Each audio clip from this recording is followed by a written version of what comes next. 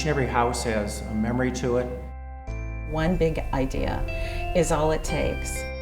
He's trying to create something new, something better, something different. This is a place where anything can happen. I can feel it in the walls here. I can feel it walking down the hallway. The story of Elkhart begins here at this place, at Havilah Beardsley's house. Since 1972 and the opening of Ruthmere, it's like we started telling the story of Elkhart in the middle. And it's time for us to go back to the beginning. And this is the beginning, here at the Havilah Beardsley house. Havilah Beardsley really was the one that harnessed the entrepreneurial spirit of the community. Havilah is the one who establishes Elkhart, puts it on the map. We have Elkhart, Indiana here at this place because of Havilah Beardsley. He built the mills along the river and took advantage of the fact we had a river. Funny how generations later, you can see the confluence of major transportation routes hitting Elkhart. Anybody that could be a doctor, that could start a mill, that could also serve as a judge. He was willing to strike out for relatively uncharted territory. And that typifies an Elkhart entrepreneur. We've always been an entrepreneurial town, and we should be proud of that. He came here with a spirit of adventure, innovation, a spirit of we can do this. And this spirit resides in this house.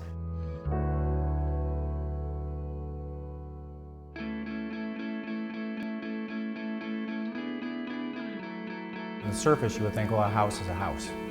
But I think you have to put it in the context of memories and history. One of the things we're really excited about here at the Havilah Beardsley House is a program that we're going to offer with historic preservation. We want to actually be able to show the public the different layers of occupation, the earliest layers from the earliest stencil designs that were on the walls to the peeling back of different layers of wallpaper over time. To be able to use it, not just as another old building, but a living, breathing kind of place that we can look at and go, that's who we are. This is a little piece that'll help make the school systems better. On the outside of the house, we're going to have an urban archaeology program. It's a very different type of experience than they get in a normal museum. They actually get to touch history. Maybe they can begin to ask some of those questions that you'd like to see kids ask. The learning becomes more visceral rather than this is the thing that somebody told me in school today. It becomes something that they will remember. It's an experience that they'll carry with them for the rest of their lives.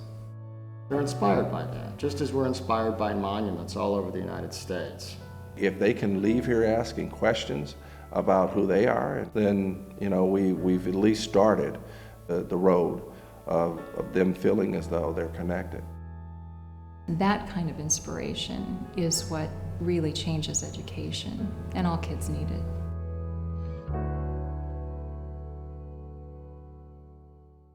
Restoring the Havilah Beardsley House affects more than just history. It's also an economic development engine too, because when people see history and it's interpreted well around them, it becomes a cultural experience. It becomes a place where people want to live and bring up their families. It becomes a great place to be. When it's finished, when it's the way everybody wants it to be, it will reflect those generations of people that came here on a chance, that came here and started things and had faith that they could do it. We are blessed to have this opportunity. I wanted to be in on helping with this from the very beginning because I believe strongly in the culture of our community. Historic preservation is a process, and it doesn't just happen overnight. There's several things that need to be accomplished in order to make this a finished product for the public. We need to restore interior decorations. We need to provide exhibits inside the house. Things don't happen accidentally. A lot of work has been done, but there's still a lot of work yet to be done, and we need to stay on it because that's when the community is going to benefit. Philanthropy makes everything happen. It's the good spirit of people who share their ideas of giving. If you don't give back to preserve resources or assets like this, I think the community suffers. And I'm just a firm believer that the richness of a community, it needs to be further manifested by people giving back. I just think it's a wonderful opportunity that we're taking to bring this spirit back into this house. We just want people to join us in sharing this spirit and making this happen. We need to preserve the home of the founder of our community. We need to work on this today.